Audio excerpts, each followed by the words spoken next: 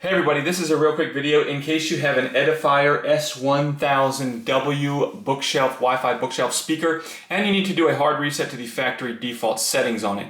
Now you're going to want to do this for one of two reasons. The first one is troubleshooting. If you're having issues with this speaker not connecting to your device, or if it keeps disconnecting, if you're having sound issues, if it's not pairing, if the Bluetooth is not working, anything like that can very often be fixed with a factory reset.